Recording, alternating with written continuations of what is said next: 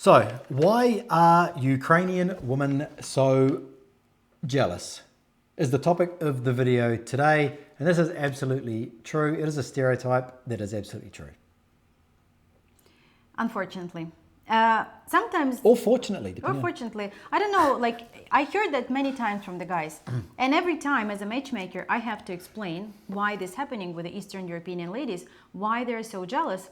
And I wish I would be able to explain, but today when we were getting ready with Striker to this topic, like, I think that we find understanding, we find a solution. That everything is coming, you know, like we always say that we all came from the childhood, right? Like we're all coming from the past where something happened or something didn't happen, and that's why you are become like that in your adult life. And Ukrainian ladies, when they start dating the guy, they always in one point of life of this relationship, they become jealous. And at the beginning, it's always the same. All the guys think that it's very cute.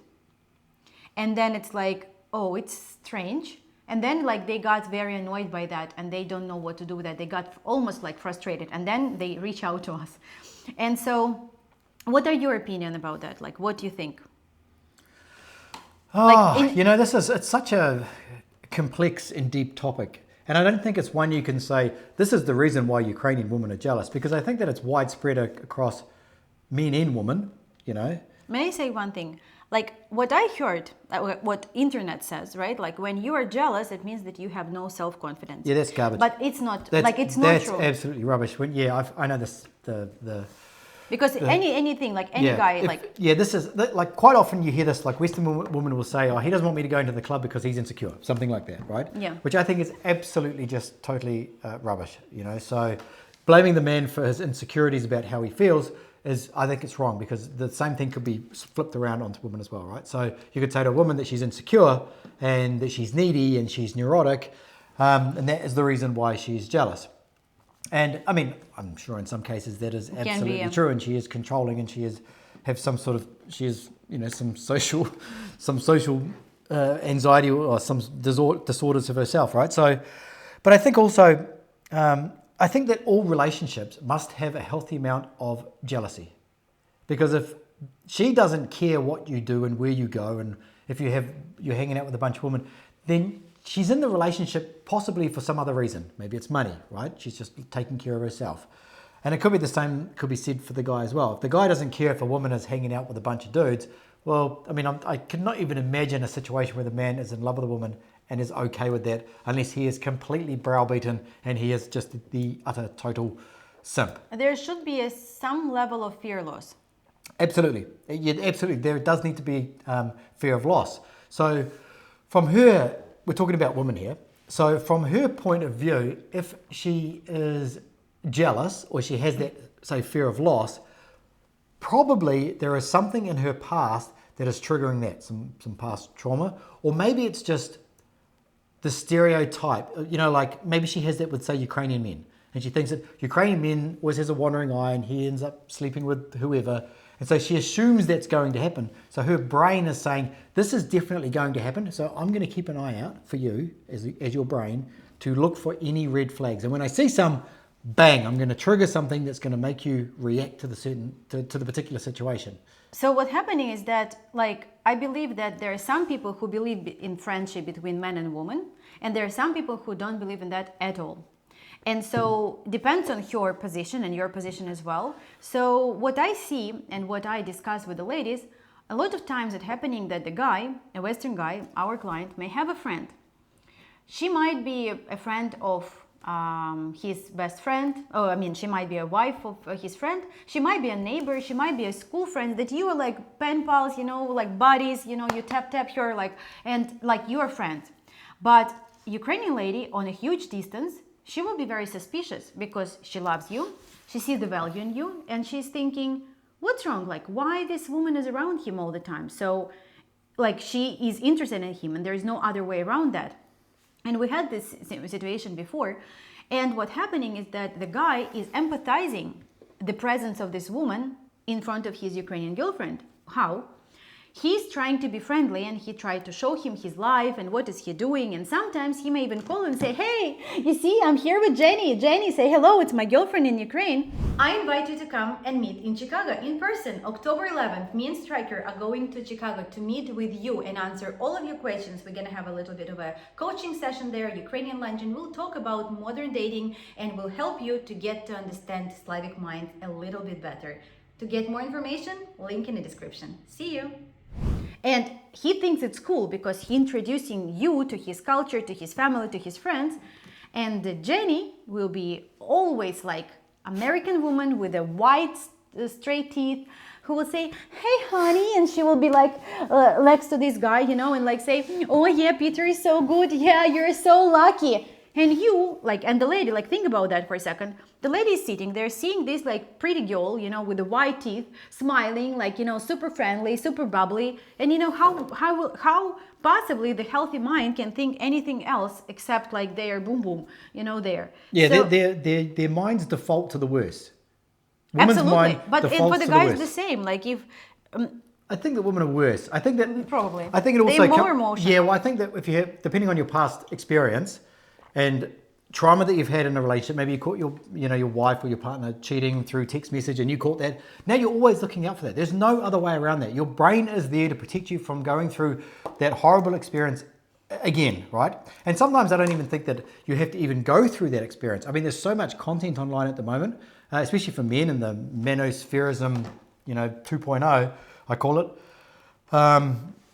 that's telling men what's going to happen if you date a woman.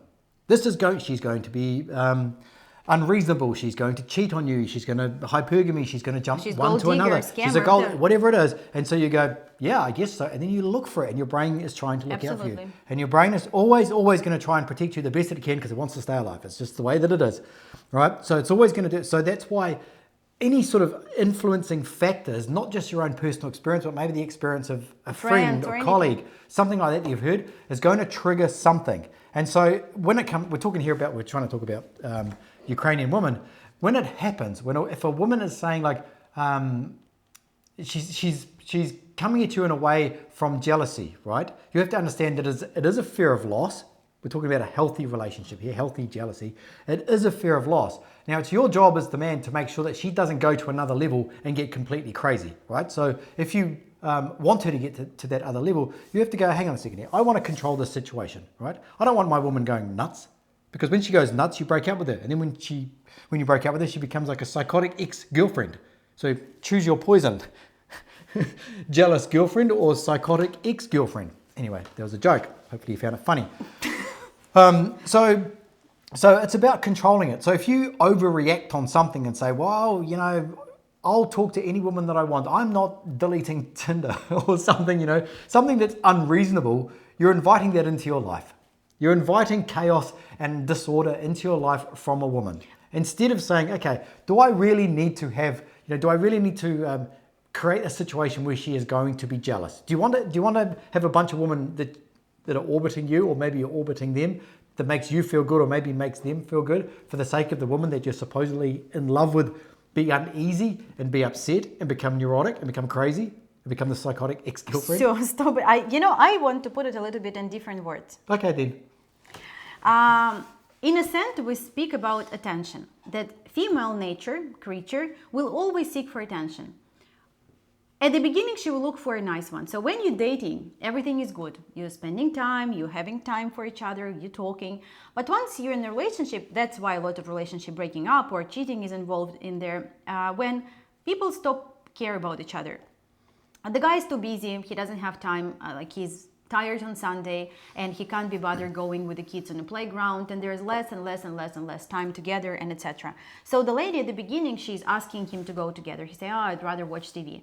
I'm talking about a little bit further in relationship, but you can play this situation in any stage of relationship. But so anyway, the girl is seeking for attention. She's looking for attention. She wants you to give her compliment, etc. But if the guy is not giving attention, the girl will find it the bad way. She will dig the conflict. She will poke him until he will say, just stop doing that, right? So she will annoy him bzz, bzz, bzz, bzz, until he will just finally at least touch or do something, that she feel this interaction. And that is a mistake of a guy, I believe. That if the guy allowed that to happen, then, it's like pure being neurotic or whatever, like it's the final stage. So what can you do about that? Like if you come on some work trip, and for example, she knows that there's like Jane, and there's other people as well. But trust me, she will only care and ask about Jane. And Jane was there as well, right? And what did she wear? She was in a shirt. I saw the video you sent, like she was always dancing around you. She will basically shit test you, and she will dig, like she will poke and poke and poke. And all you need to do, instead of like being angry or trying to explain anything, what you were trying to say, trying to explain or trying to convince her or trying to say that what you're saying, like you're ridiculous. All that gives your confirmation that there's something. You're nervous. Like if you're nervous about what I'm asking you about this Jane, then it means that there's something. And it's impossible rationally to explain that to the woman, that I'm telling you that there's nothing. I'm telling you that there's nothing between me and Jane. But because you talk about that, even a little bit, like that caused the problem. What you need to do in this situation? It's the same as with children. Now I have a little dog that it's the same, like it's like pet that is like aggressive if I try to take off his toy. All you need to do, and I'm sorry for this comparison, you have to distract her with something else.